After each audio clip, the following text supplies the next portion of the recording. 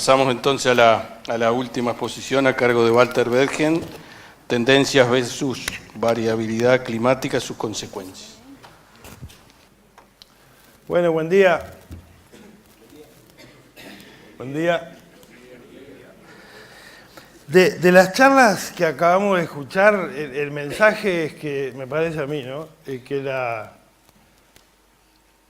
los datos que mostró Nacho muestran que las temperaturas aumentaron en los últimos 40, 50 años. Y los datos que mostró Sofía es que la evapotranspiración también aumentó en varios lados del país, a lo largo de muchos años. Eso tiene que ver con que el clima ha venido cambiando. ¿Hay alguno que tenga duda que el clima ha venido cambiando? El clima ha venido cambiando. Hay calentamiento global, tiene una explicación física, científica, demostrable. O sea, que todo lo que mostraron ahora tiene sentido. La pregunta es, ¿para qué nos sirve estas cosas que estamos estudiando? Y entonces una de las primeras cosas a preguntarse es, las cosas cambian a diferente escala temporal, ¿no? Y yo el ejemplo que voy a poner, que ustedes vieron justo ya una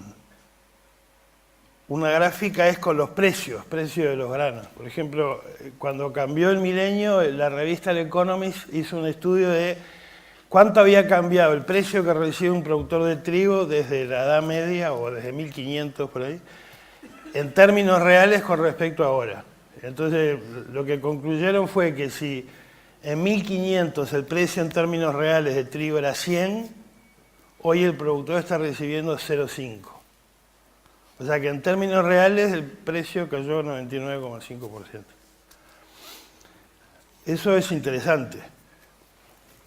Eso es estudiar en escalas muy, muy largas. Otra escala que puede ser interesante es qué pasó con los precios de soja que reciben los productores de Estados Unidos en los últimos 90 años.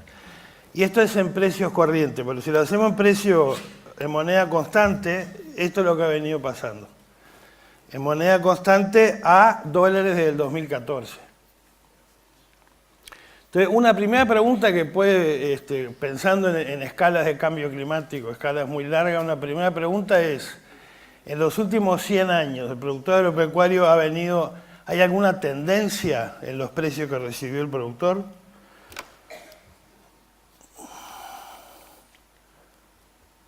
Y sí, hay una tendencia negativa que si uno lo estima, dice que más o menos pierde $7 por año de caída en los últimos 90 años. Eso también es interesante. Ahora, ya que sabemos que hay una tendencia, para seguir analizando los datos de precio, vamos a eliminarle la tendencia. Vamos a olvidarla, a sacarla de lado, a sacarle el efecto de esa tendencia y ver con qué nos quedamos. Nos quedamos con esto. Y la siguiente pregunta es, ¿hay grupos de años, hay décadas, por ejemplo, en donde los precios tienden a estar por arriba y décadas en los cuales los precios tienden a estar por debajo? Y eso también se puede digamos, describir con un filtro estadístico, una línea que más o menos muestra eso, muestra décadas. Nosotros habíamos visto que en un total de 90 años, el precio había caído unos $650 por tonelada. Ahora lo que vemos es que hubo décadas en que el precio cambió lo mismo que en 90 años. Entonces, primero vimos la variabilidad en un siglo, ahora estamos viendo la variabilidad en décadas. Y después está la variabilidad de un año a otro. Y esto es lo que pasa cuando uno le saca el impacto ese de la tendencia. ¿Con qué nos quedamos? Nos quedamos con ruido. Este es el ruido de lo que ha variado el precio en los últimos 90 años, en términos reales, y en dólares de 2014, ¿cuánto valió una tonelada de soja? Y hay, de vuelta, vamos a repasar, en 90 años en total había caído $650. Algunas décadas tienen cambios también de $600. Y ahora vemos que han habido años en los cuales el precio cambió $400. Entonces ya vimos la variabilidad multisecular, desde 1500 hasta hoy.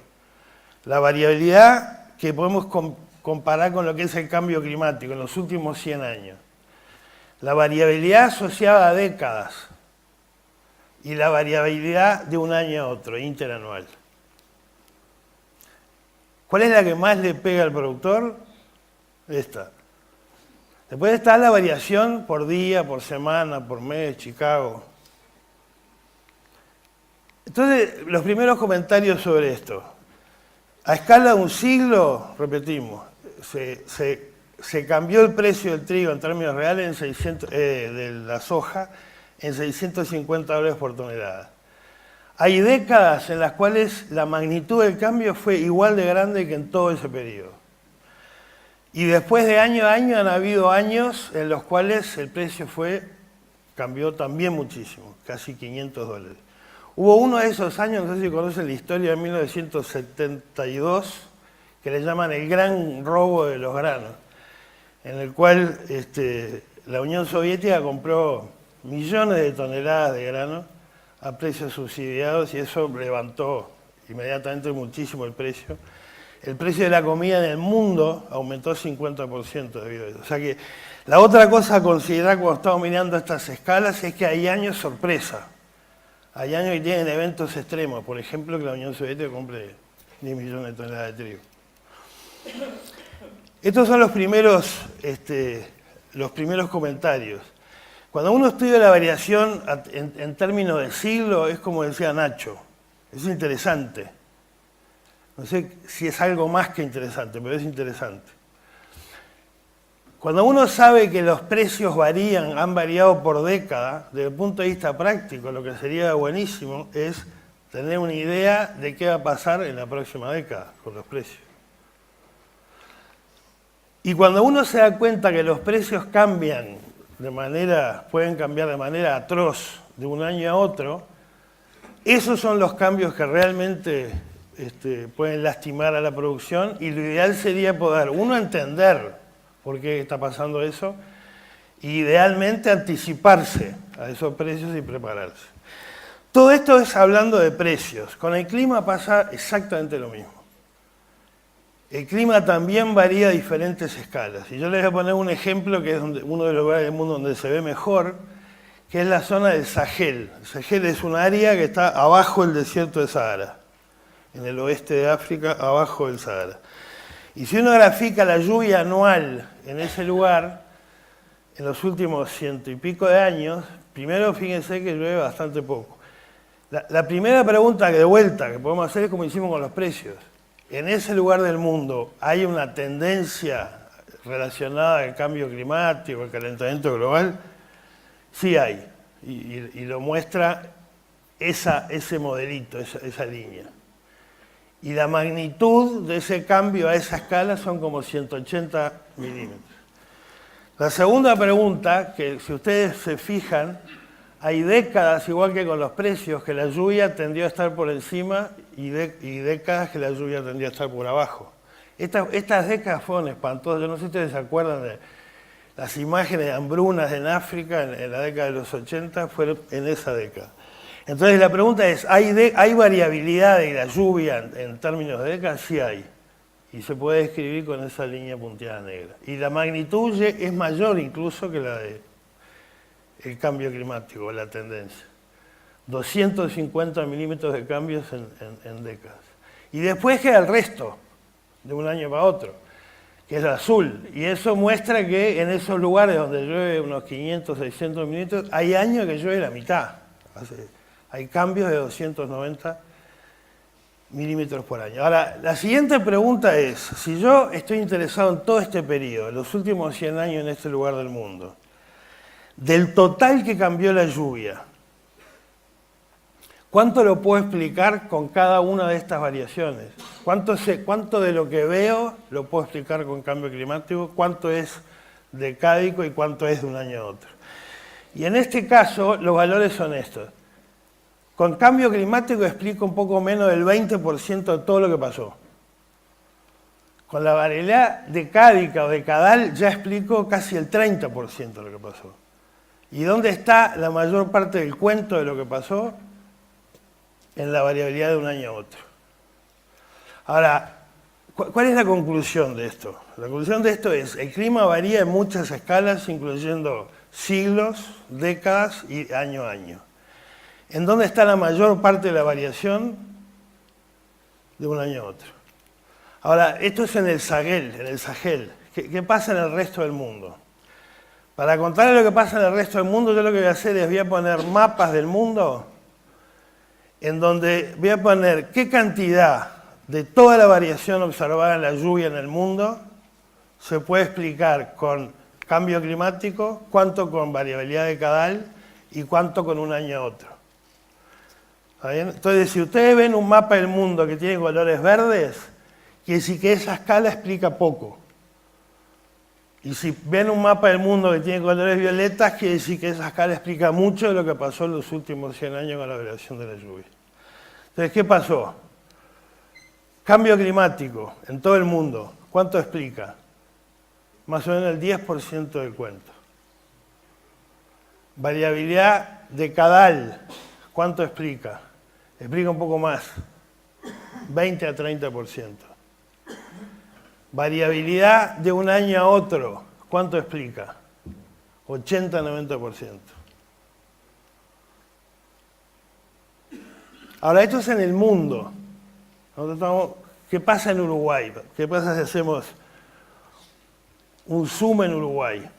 Esto es una herramienta que se hizo con un proyecto de nuestro instituto con el Ministerio de Agricultura. Hay una página que tiene una cantidad de información de este tipo. Entonces, el mismo esquema, ¿no? Ahora vamos a ver el mapa, en vez del mundo, el mapa de Uruguay.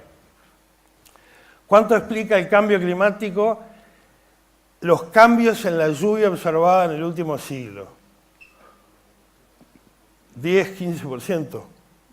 ¿Cuánto se explica con variabilidad de Cadal? Un poco más. 10, 20%. ¿En dónde está la mayor parte de la variabilidad observada en la lluvia del Uruguay? De un año para otro. Entre paréntesis, Uruguay está en una zona que tiene una de las mayores variabilidades climáticas en relación a la lluvia del mundo.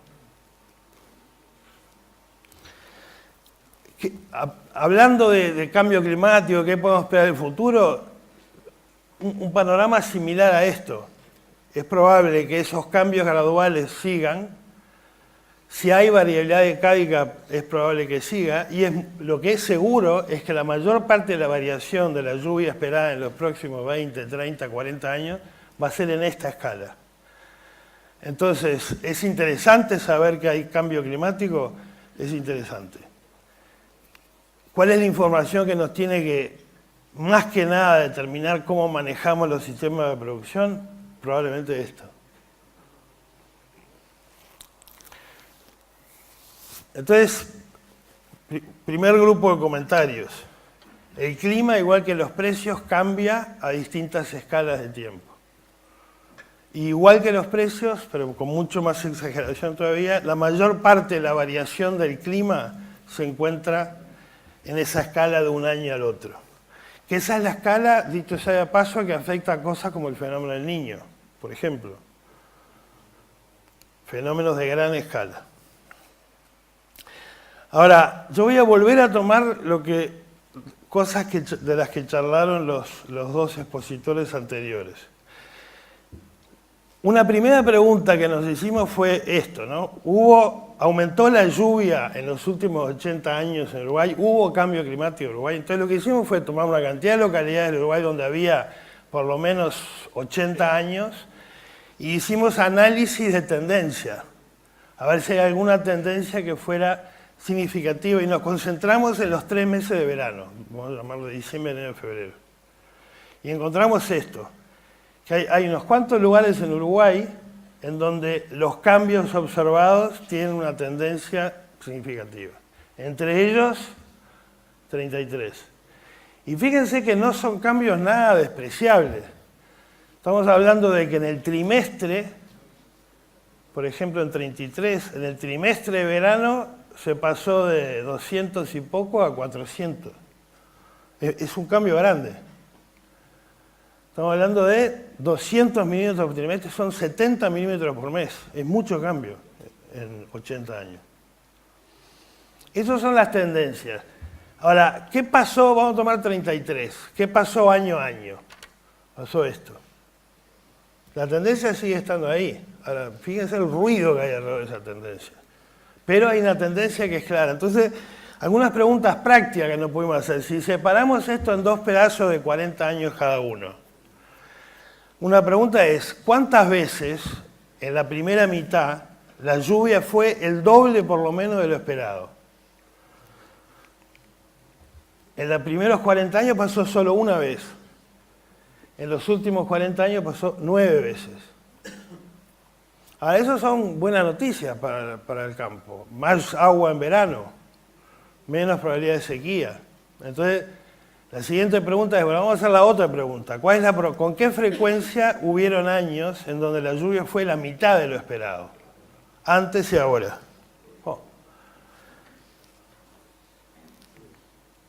3 veces. ¿Qué quiere decir esto? Quiere decir, las últimas décadas son más llovedoras, hay una tendencia a que sube la lluvia, sí.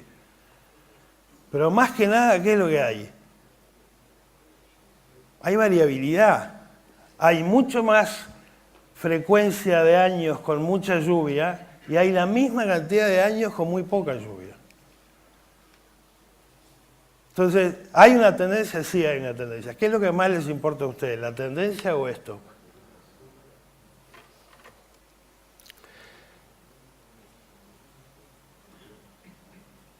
Ahora, estamos hablando por ahora todo de lluvia, que ya sabemos, la lluvia es muy variable, la lluvia de verano llueve acá y allá no llueve. O sea, vamos a tomar una variable que sea menos ruidosa. Temperatura. Vamos a hacer las mismas preguntas de temperatura y vamos a poner el mismo mapa. ¿Qué pasa? ¿Cuánto se explica de lo que ha variado la temperatura en los últimos 100 años a escala de cambio climático?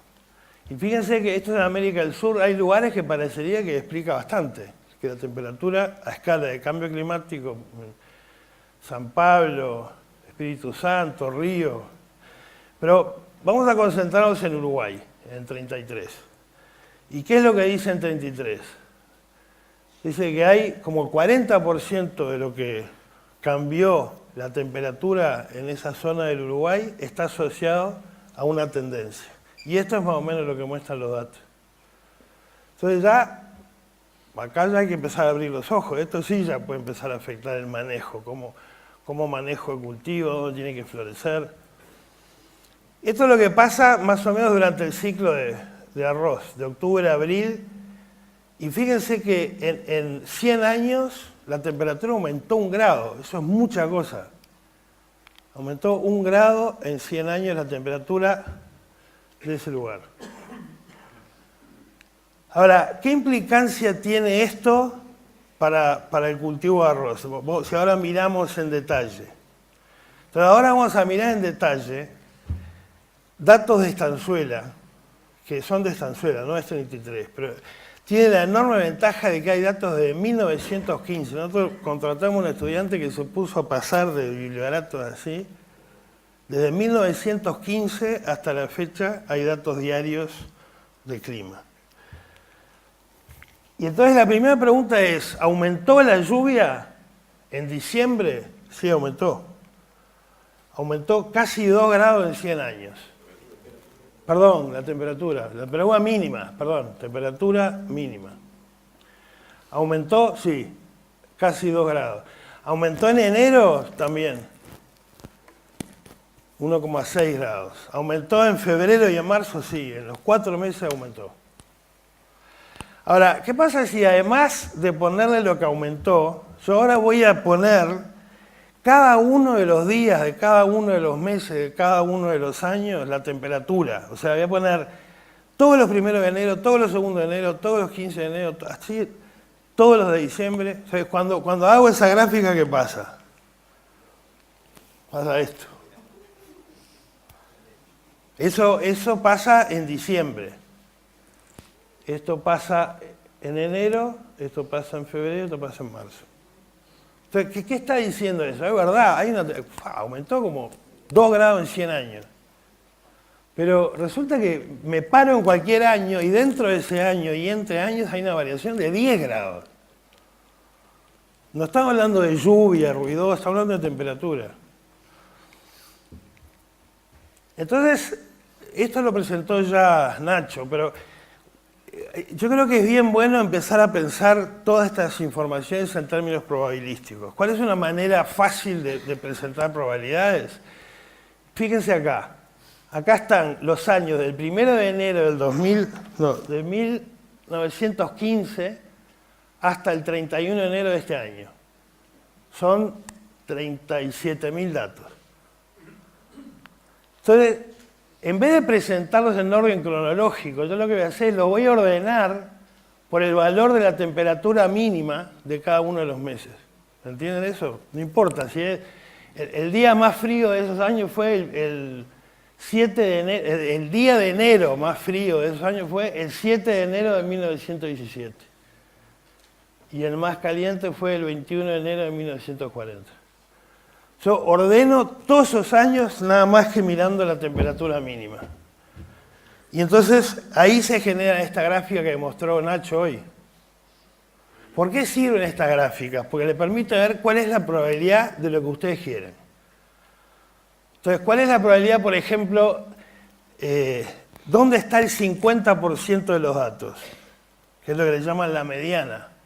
Esto dice que en todos esos días de enero de los últimos 100 años, la mitad de los años tuvieron días de enero más frescos que 18 grados. El 50% estuvo más caliente que 18 grados. La otra cosa es de lo que habló Nacho hoy. 15 grados parece ser una temperatura importante para generar daño en la floración. ¿Cuál es la probabilidad o con qué frecuencia hubo temperaturas de 15 grados o menos? 18.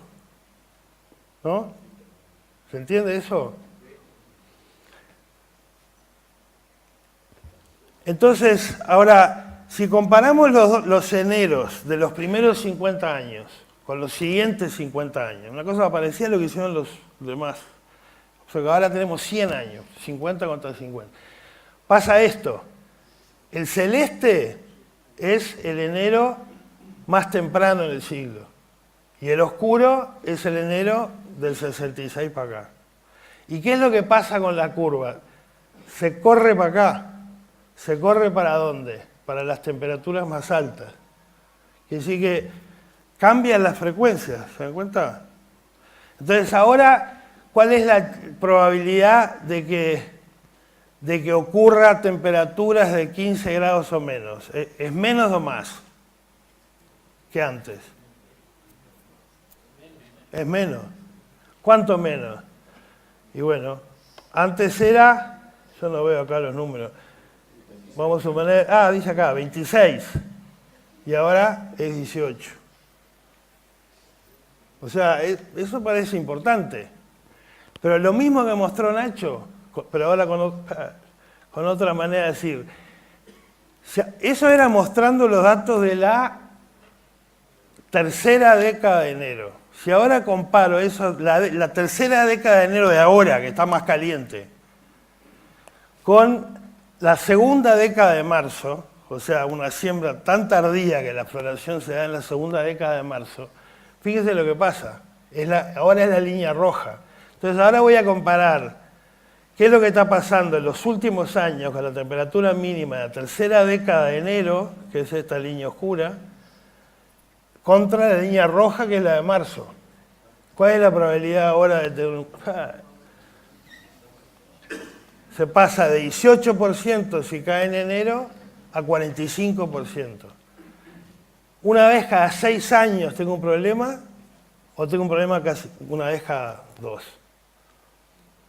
Entonces, ¿es importante que haya cambiado la temperatura? Sí, es importante, interesante, baja el riesgo de problema. Ahora, baja el riesgo de 26 a 18, pero si me voy a marzo, el riesgo aumenta a 45. Y el peligro es que el ser humano tiene memoria corta. Y lo que pasó en los últimos años muchas veces afecta, nos parece que es lo que viene pasando.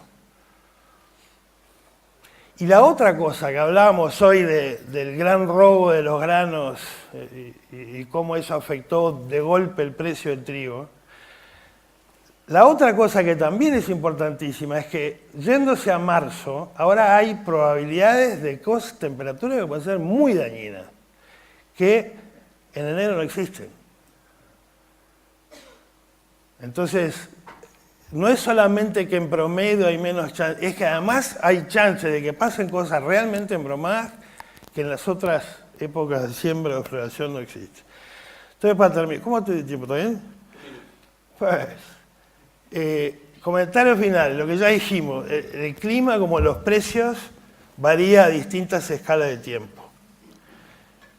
La mayor parte de la variación, la que más importa, la que más explica el cuento de todo lo que pasó, para la temperatura y para la lluvia, es la que pasa de un año a otro.